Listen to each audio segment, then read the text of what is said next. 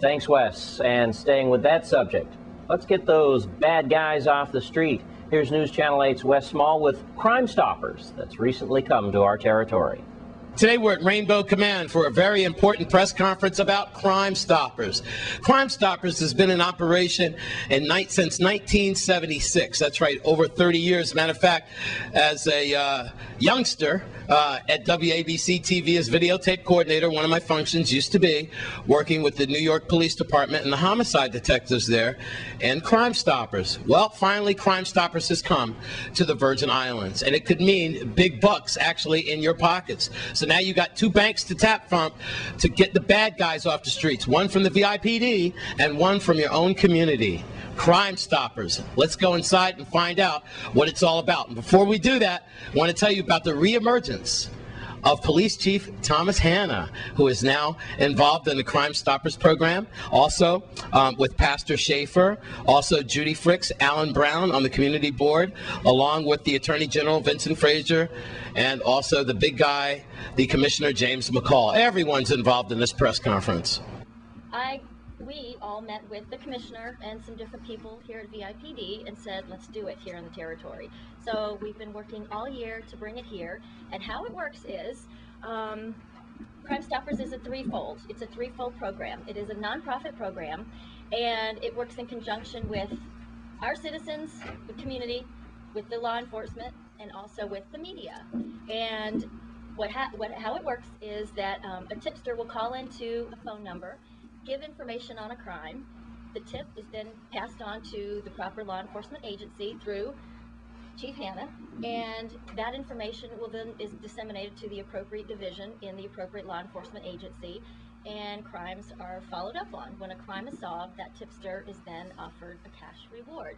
So that's the basis of the program. We're very excited that it's coming here because we as a community recognize that the police can't do it by themselves, that we all have to do it together. And this is a program because the tipster the information is held completely confidentially. That this really is a partnership between not just the community, but also you guys, the press, and also the police department. If any one of us fall down, this program's dead. It really requires all of us working together and holding each other accountable.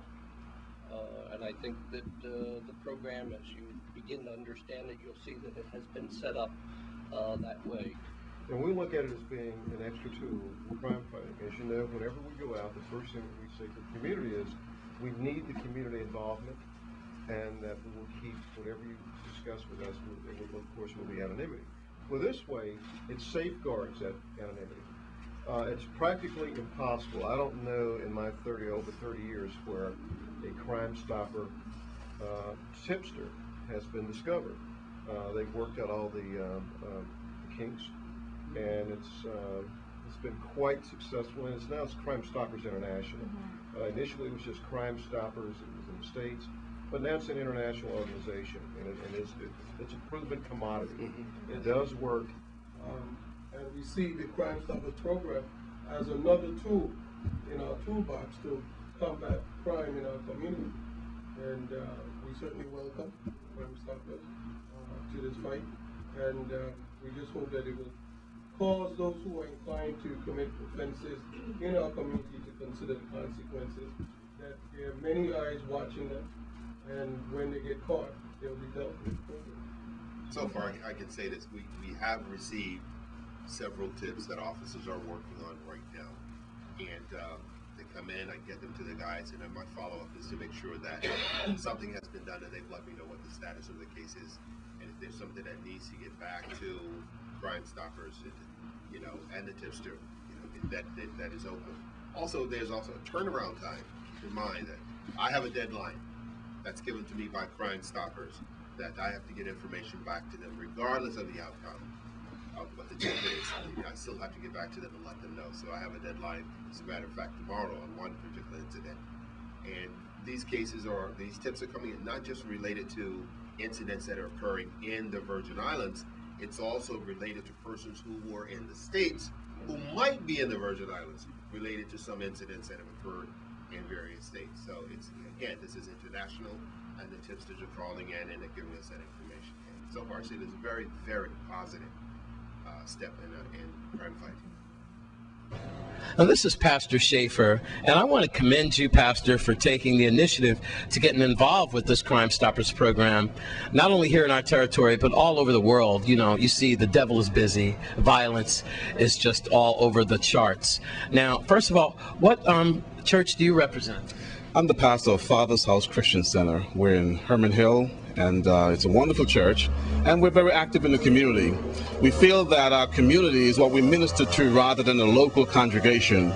And so being active in the community, members of the community tells us all the time about being victimized by crime, and people are afraid to report crime to the police for various reasons. Yes. And so being a part of Crime Stoppers allows us to connect with people and to encourage them to take responsibility and a positive role in reducing crime.